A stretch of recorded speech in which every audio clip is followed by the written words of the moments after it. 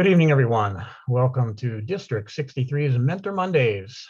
My name is Stephen Shaner. I am your host this evening. I will also be the presenter for this evening. Tonight, our topic, the Distinguished Club Program and the Club Success Plan, why they are important to us and how they are related.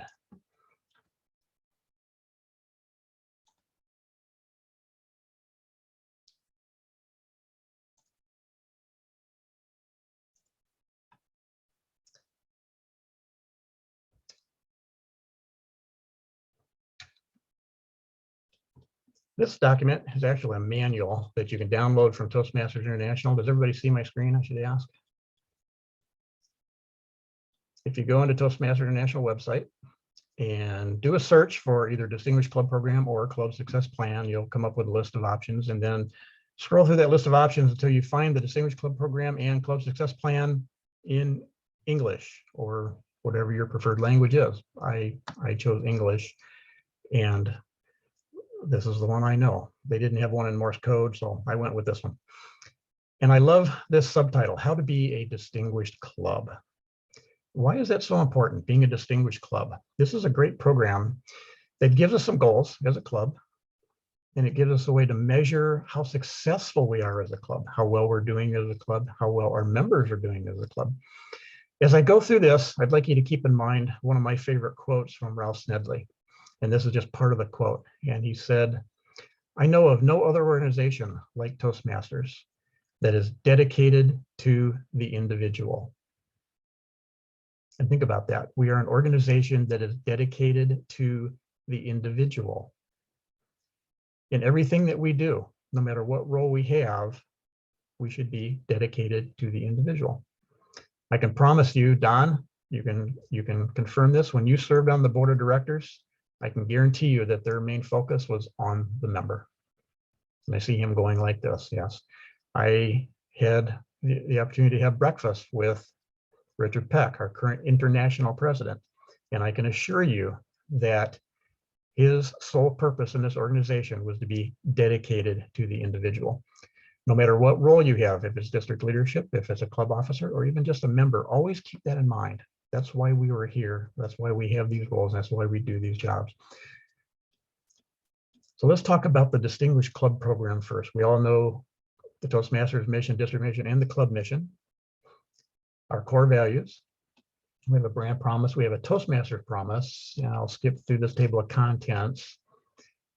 If you don't know anything about Moments of Truth, download it and read it. And this is a great way for you to measure how well you are doing as a club in all these different areas. First impressions, membership orientation, fellowship, variety, and communication, program planning and meeting organization, membership strength, achievement recognition. And you can actually send out a poll to members of your club, and they will rate you in 36 different points in Moments of Truth. And you can see how they think you're doing as a club, and that's very important. It's not just what we think the club is doing, it's what the members think. And then you can take those areas where you score low, say, we're going to improve these. So the Distinguished Club Program has 10 goals that are broken up into 4 different groups. We have education, we have membership, we have training, and we have administration, or what some of us like to call administrivia, because those are the points you should always get every year. It's trivial. There is a qualifying requirement to be a distinguished club, and that is that your club has 20 or more members, or you have a net gain of 5 through the year. So when you look at your Distinguished Club Program on the Toastmasters International website, it'll show you your base membership. And that is the number of members you had on July 1st when you started the Toastmasters year. It'll show you how many members you have to date, and it'll show you how many is required by the end of June, by the end of your year, to meet that qualifying requirement to be a distinguished club. So in this case, their base was 13. And again, the requirements are 20 or more or a net gain of 5. So if their base was 13, the net gain of 5 would be 18. So they need to get to at least 18 to meet that qualifying requirement. Now this club started with 20. To date, they have 19. They only need to get back to 20 because the requirement is 20 or more, or a net gain of 5. If you started with 28, how many you need to have in order to stay? You just stay above 20. Okay, so it's an or situation, a net gain of 5, or you stay above 20. If you start the year with 18, you only need to get a net gain of 2 members to reach that 20 mark. So that is the qualifying requirement. In order to be considered a distinguished club at any level, you must meet that requirement. These are the 10 goals, the education goals. 4 level 1 awards achieved. That means that 4 members in your club achieved a level 1 award. The second goal, 2 level 2 awards are achieved. So 2 people in your club achieved the level 2. The third goal, 2 more level 2 awards achieved. Fourth goal, 2 level 3 awards achieved. Fifth goal, 1 level 4, level 5, or DTM award achieved. And the sixth goal, 1 more level 4, level 5, or DTM award achieved.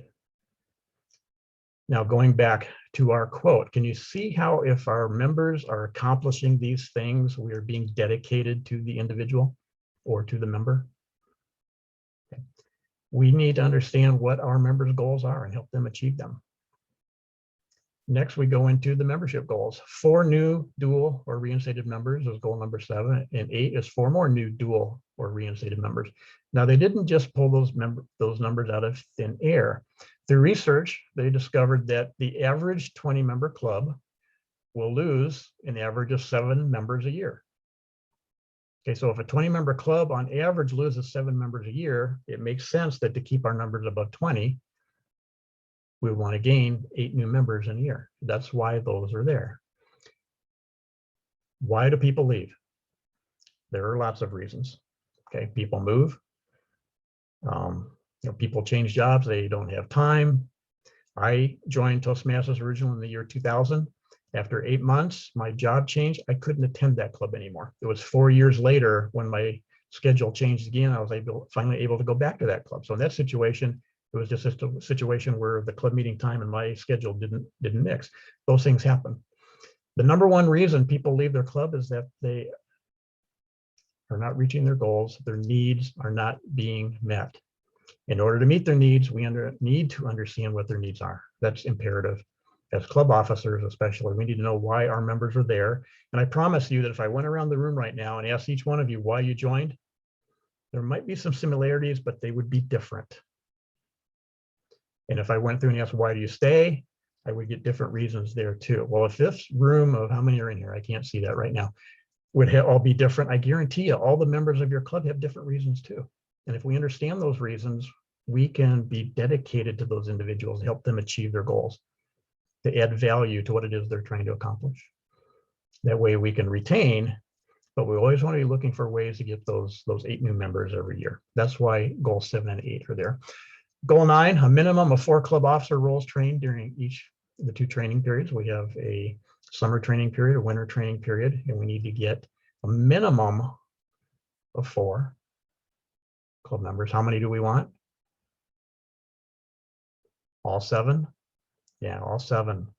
Okay. And that is certainly being dedicated to the individual. We have club officers that are trained, they understand their role, and they're there. That is being dedicated to the individuals of our club. And then finally, the administration. On-time payments of membership dues, accompanied by the names of 8 members, at least 3 of whom must be renewing members for 1 period, and on-time submission of club officer list. If you guys are doing annual elections, just get in the habit of having your election your first meeting in May. Just get it done and get those names submitted. And then you get that head start for next year. So just get in the habit of doing that. Don't wait till the last minute. They're due by the end of June. June 30th is the due date. And I've seen too many clubs wait and wait and wait. And then the day they're supposed to hold their election, something happens and people aren't there and they don't get enough people elected or something goes wrong. Don't wait till the end of June. Just make it a habit in all of your clubs. First meeting in May, elect your officers, get them submitted, and move on. And when they're elected that early, you can start some of the transitioning of those responsibilities, getting people trained so they understand their role. So on July 1st, guess what? They can hit the road running. Membership payments on time, just plan to do that. Now, some of you corporate clubs where the corporations pay members' dues, you might have a process that might take 1, 2, 3 months to process the paperwork, get those dues paid. Plan ahead. Get that paperwork, understand the process, and get the paperwork and everything started on time. Those are the 10 goals. Okay, so we have a qualifying requirement of membership, and then there are 10 possible goals that we can earn as a club. And can you see how these 10 goals are being dedicated to the individual? They most certainly are. Okay, a lot of people think, well, they're just the numbers. No, they're not. They're how well we're doing as a club. It is a tool to measure how we're doing. And if we're not measuring how we're doing, we cannot improve what we're doing. Now, there's one thing, as I was reading through this today, that was new to me. And that is this: your club receives credit for only one type of education award per member per year. This encourages all members to progress in the education program, not just a few. And here's an example. Pat Smith receives a level 1 award in presentation mastery in July. Their club receives credit toward a goal. Later in the year, they earn level 2 in presentation mastery. Their club receives credit toward a goal for this award too. However, in the same Toastmasters program year, Pat earns a second level 1, but in dynamic leadership, and a second level 2, but in dynamic leadership. For these awards, their club does not receive credit towards the distinguished club goals. So again, your club receives credit for only one type of education award per member per year. So I knew there were some restrictions, but I didn't know exactly what they were until I reviewed this again today. So keep that in mind as you're working on those distinguished club points that could play a role. So let's talk about these goals.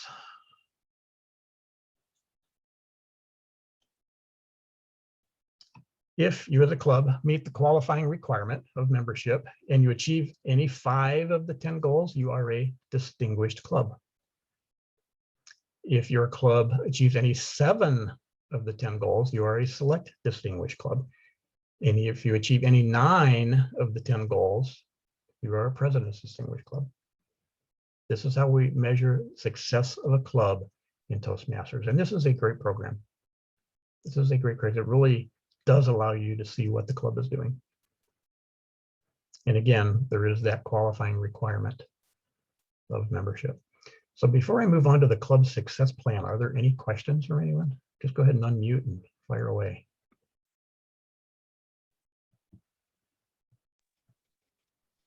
Hey, Stephen, this is Don. I don't have a question, but I really appreciate you sharing about the 8 new members, the 4 and 4, because I did not know the history of that the average club will lose 7 members. So thank you for sharing that. Yeah, they didn't just pull those numbers out of thin air. So Dean, you got your hand raised. Yeah, I wanted to echo the same point of Don about why those were in existence. I think one point I would make is that to find out what the club members are looking for personally, not just their Toastmasters goals. How does Toastmasters fit into their personal goal? Why did they join? Because that sometimes is important, because sometimes people are trying to achieve something, and even though they're moving along in their goal in Toastmasters, they're not achieving outside of that, and they may need some mentorship and some other help where we can help them. But if you don't know it, you can never achieve it. Sure. And that's a great point. Thanks for sharing that, because ideally, we don't just want to come to Toastmasters and go through the motions every week and that's it. We should be taking these skills and doing what? Serving our world. Flying. Yeah, going out and serving others. And I loved when Dilip Abeysekera was our international president. His theme for the year was find your voice, serve your world. And certainly Toastmasters is a great way to find your voice. We're here, we find our voice, and then we take those skills out and we serve our world. And then Stephen Covey wrote a great book, The 8th Habit. Find your voice and help others to find theirs. Doesn't that define Toastmasters? It really does. So yes, we should be taking these skills, and you're right, Dean. If we know what their outside goals are, then we can create a program within Toastmasters to help them reach those personal goals as well. So thank you for bringing that up. Stacy? I wanted to go back to what you said, Stephen, about a member can only receive credit for one level in one club for that year. So for instance, if I finish 2 level 1s, I could give it to 2 different clubs that I'm a member of, but I can't give it to one club two of them to one club. Correct. Do you know why that particular, it used to be that we had members who would finish CLs and CCs and give those to the club all the time. Do we know why that changed with Pathways? It didn't. Actually, in the old rules, you could only give one CC to a club in a year. So, so there has been that restriction. But, and like I said, I think it's so that, one person isn't doing all the work. We want to spread and make sure everybody in the club is accomplishing those goals. So the member would get credit for it, but he couldn't give credit to the club. That's Correct. the issue, right? That's correct. They would Okay, get credit for it. So you can do, there's 11 paths out there. You can do 11 level ones, but if you're only one club, they're only get credit for it for one in that Toastmasters calendar year. Okay, thank you. You bet. Hey, Dean? Stephen, just a clarification question. You just said that you could only give your club one CC in a given year, Mhm. but isn't it true though that you could give a CC, an ACB, Yes. an AL? Yeah, Yep. you could do Different one of awards, different yes. ones. Yeah, Yes. because I remember we've had some people in our district, they gave their clubs 8 points in a given year. Mhm. And I think, Stacy, to your point, I know we had a discussion about this on the board, and we thought that was not fair for one person basically to create a distinguished club, and that everybody, like Stephen was saying, everybody really needs to contribute. Yeah, good. Thanks, Don. Mhm. Dean? Stephen, does that impact the Triple Crown award? No. If you accomplish 3 educational, whether the club gets credit or not, you get a Triple Crown. So, Thank you. great question. All right, any other questions? Hearing none, we'll move on. So we have the Distinguished Club program to measure how we're doing as a club. We want to be a distinguished club. We want to be a President's Distinguished Club. We want all of our members to be successful and achieve their goals. How do we do that? The Club Success Plan is a great program that they put together to help us accomplish that. So basically what the Club Success Plan is how we as a club are going to accomplish those goals on the Distinguished Club program. This is a great document. It can be a little time consuming, but it's a real learning opportunity. It's a great way for you as club officers to sit down, do it at lunch, do it at a dinner, do it over Zoom, doesn't matter, and just really decide how are we going to operate as a club and how are we going to accomplish 10 points on the Distinguished Club program. We had a prison club up in Minnesota. They were President's Distinguished by December every year. It was amazing to watch these men in this club, the things they were doing, and it was absolutely amazing. So here's one way you can do it. This isn't the only way, but this is the way the Toastmasters put together to help us plan for a successful year. This Club Success Plan document is also part of this manual. You enter your club number, and then the team composition, you list the officers. So all 7 officers and the immediate past president, list them. Talk about your core values. You can use the same one Toastmasters has. I've seen clubs use others, but decide what, as a club, what your core values are. Put them there. And you can always go back to that. Okay, especially if you're in a conflict situation or things aren't going the way you think, go back and visit your values. Maybe they need to be adjusted, or maybe me as an individual needs to adjust so that I'm living up to those values that we set up for the club. Team operating principles. Okay, what principles? Things like trust, and respect and those types of things. What are the principles are you going to hold as an executive committee? How are you going to work together?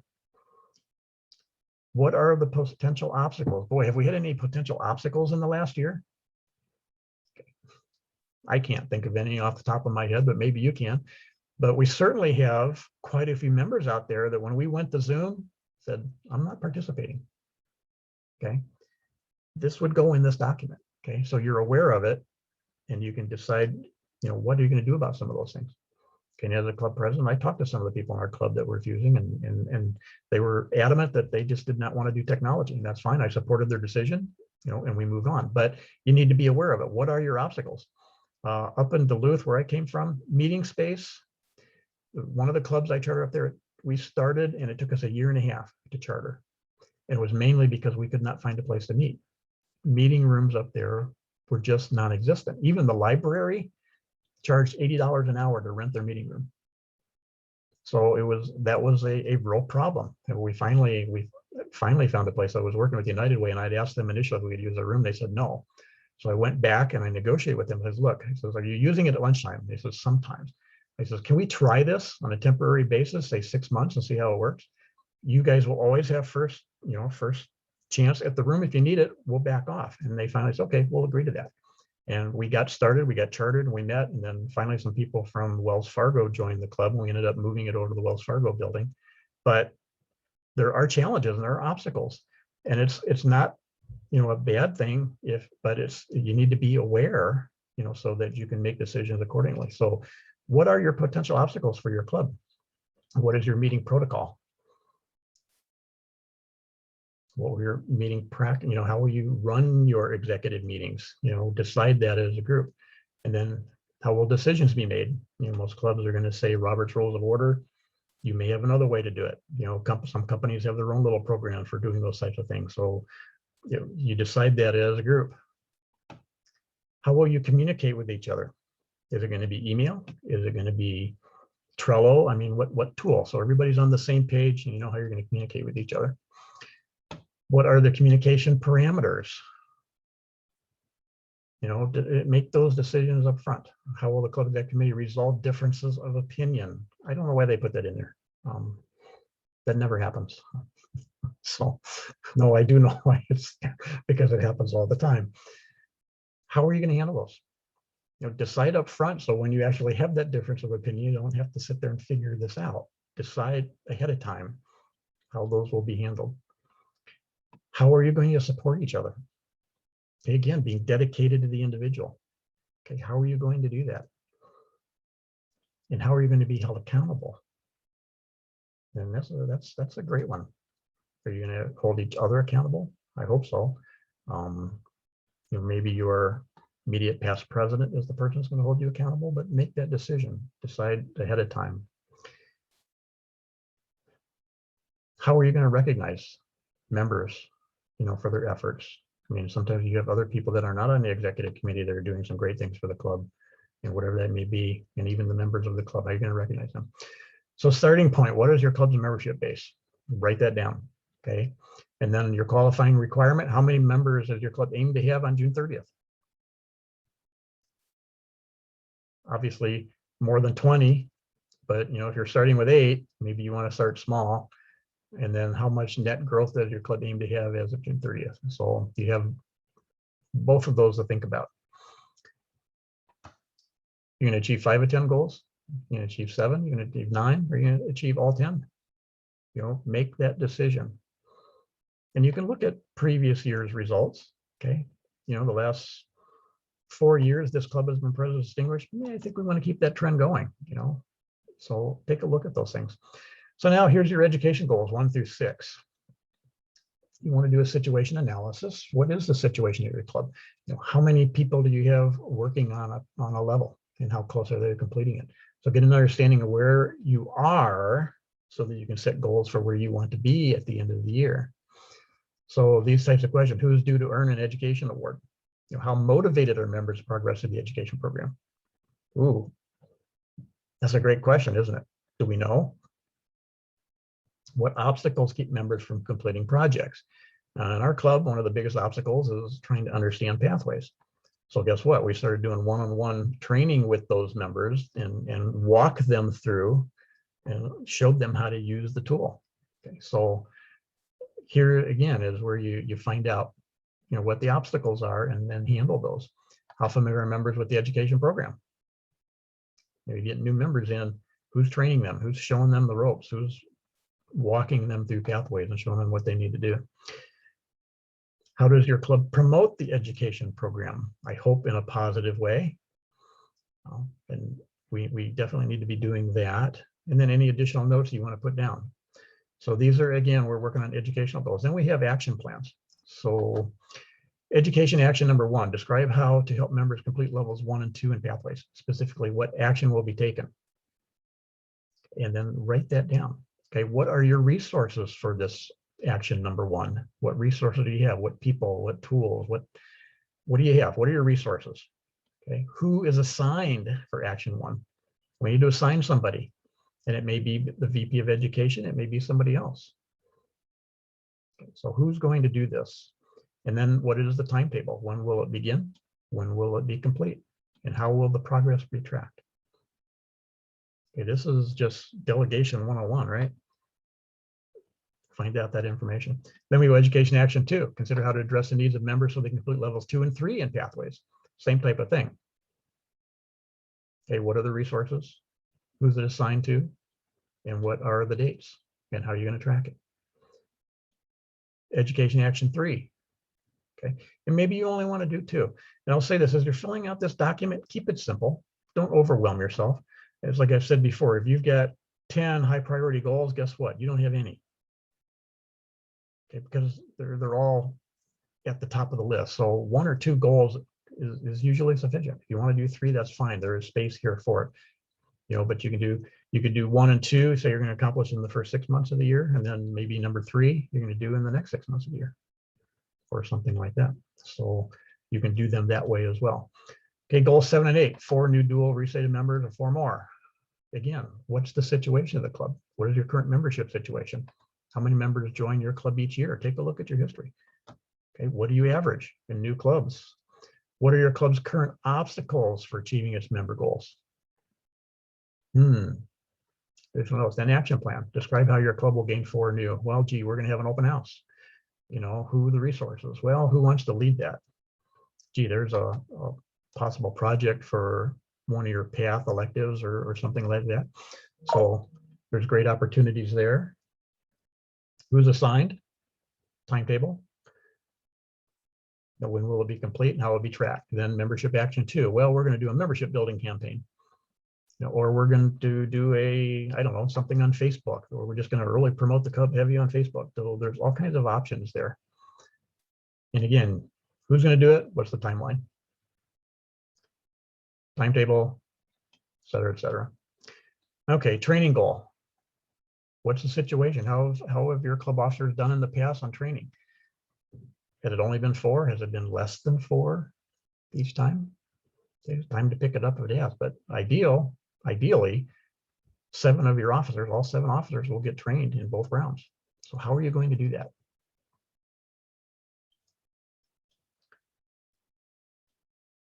Then you can take actions. Okay, and same way, just like the others, timetable, who, how will it be tracked? And then we get down to the administration goal 10. What situation? Are we good at paying our dues on time? Is it just we do it? It's our habit and we're good at it and we're not going to change that? Or do we struggle with that? So if you're struggling with it, maybe go to a club that's successful at it. See how they do it. And maybe that's one of your goals. Find out how other clubs are getting their dues paid on time. You know, then you get with district leaders and say, hey, what clubs are consistently paying their dues on time? Find out who they are and go ask some questions. There's all kinds of resources available to us, and we are never alone in any position we have in Toastmasters, ever. So please don't ever feel like you're alone. Somebody is either doing what you're doing, the same role, or they've done it. So don't be afraid to reach out and get a mentor and get some help. So we've got our administration action plans. You know, the officer list. Okay, we're not very good at getting our officer list. So what can we do to make sure? Well, number 1, you're going to have your election first meeting in May. You're going to get that done. So set your goals, and then everybody on the executive committee signs this document. You could even have some club members participate in the development of this document, which isn't a bad idea. Okay, it doesn't just have to be the officers. You have some of your club members. Maybe you've got a club member that's been in the club 32 years. And can certainly give you some good input. So let's open it up. Questions on the club success plan. And before I do that, before this document became available, my club success plan that we used to use in our clubs was just a simple spreadsheet. And it had the 10 goals. And then so we're like, back then it was the old CC program. So we had, you know, 1 CC, who's planning on completing one this year? And we put a name. Who else? Okay. And who are our backups? In case this guy leaves or doesn't complete, who are our backups there? You know, then so we did all 10 points that way and filled in as it went along, and we kept track of our distinguished club program that way. But this document is nice, and I can't say this enough. Keep it simple. You could really get carried away on this document and then feel overwhelmed by it, please don't do that. Just keep everything that you put in here very simple, things that you can do easily. You can assign those tasks and get them done. So let's see if anybody has any questions.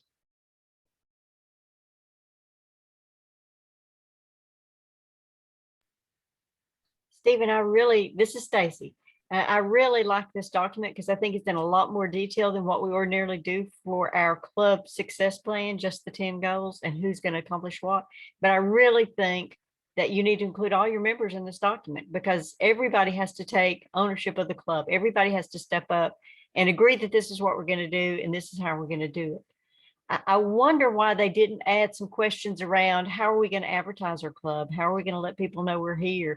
What events are we going to plan? Some things around that piece of it, I think would be nice too, if they added that to it. Sure. And you can always add those into any of those action plans, you know, those types of things on your own.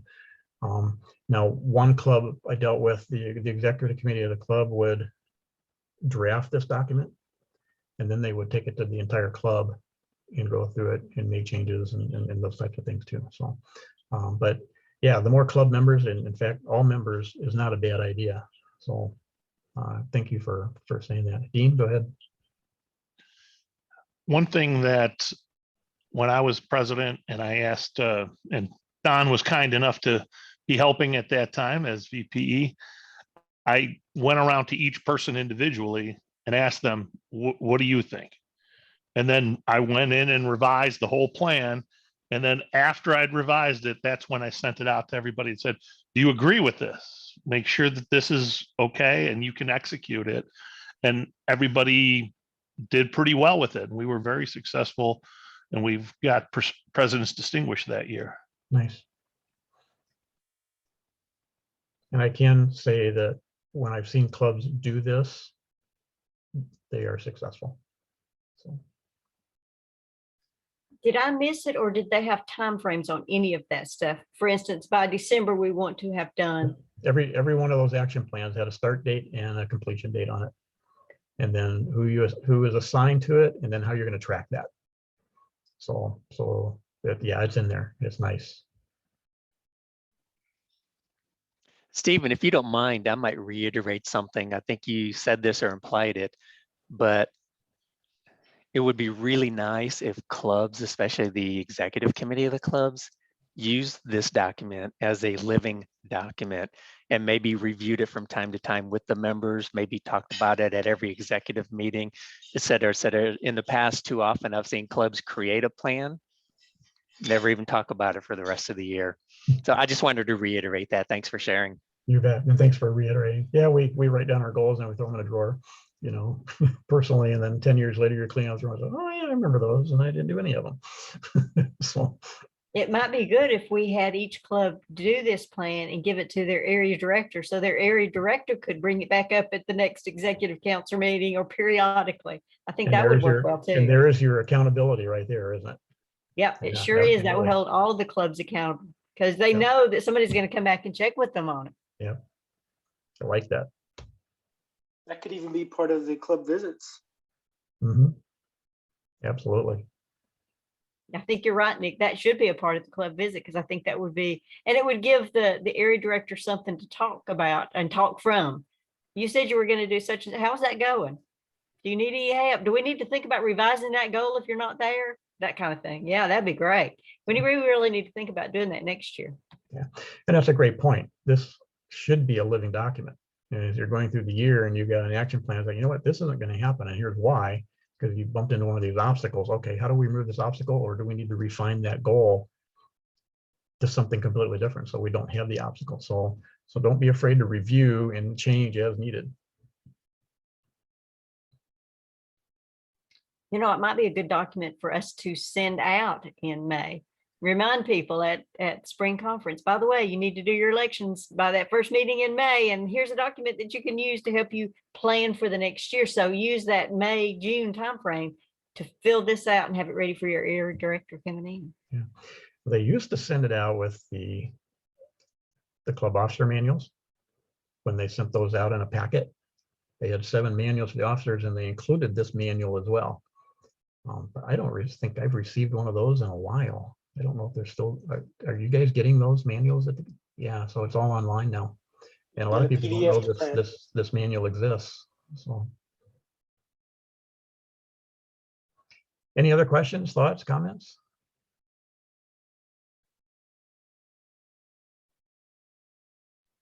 This has been great, Stephen. I really think it helps us think through that whole process, and maybe some of us even really see it for the first time and understand it. So thank you for doing this.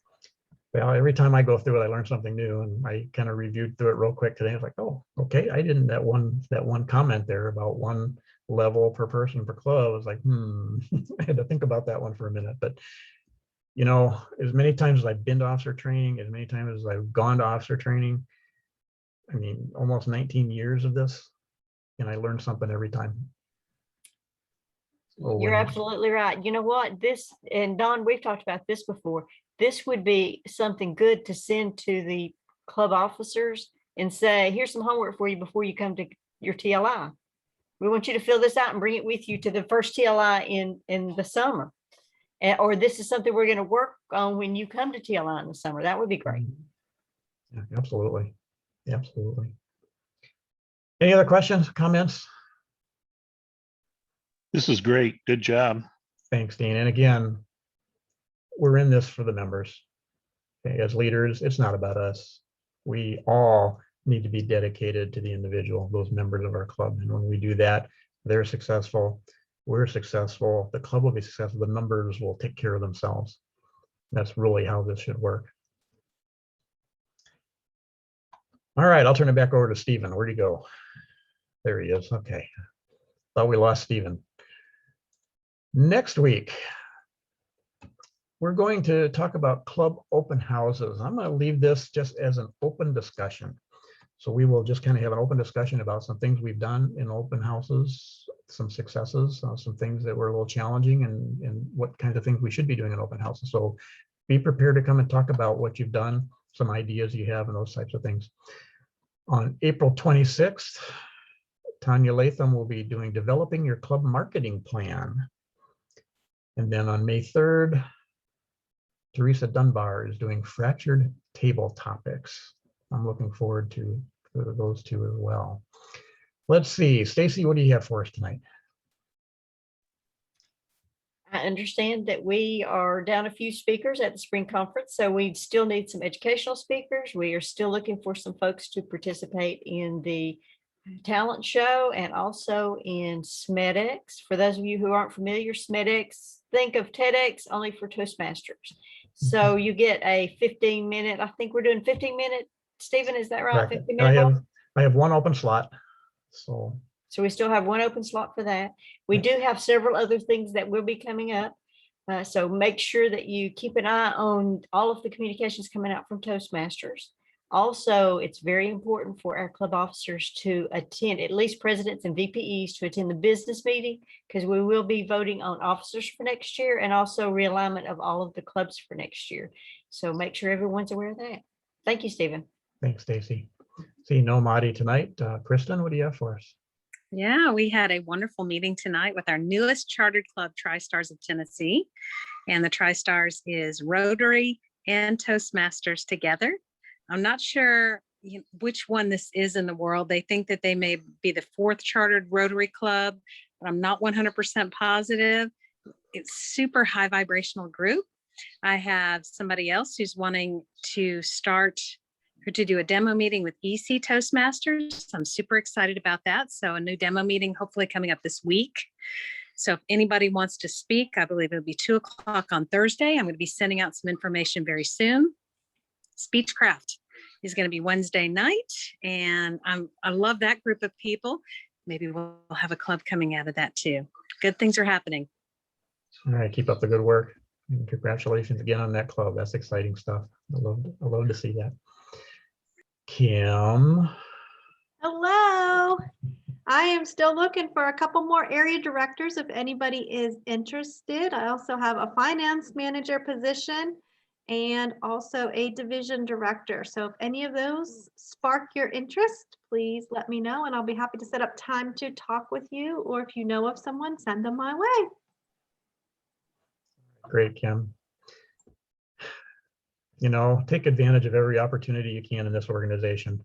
Just when those opportunities come up, whatever it is, if you can, just jump on it, and the growth and the fun will just be absolutely amazing in your life. So don't be afraid of those. Anybody have anything else for the good of the district?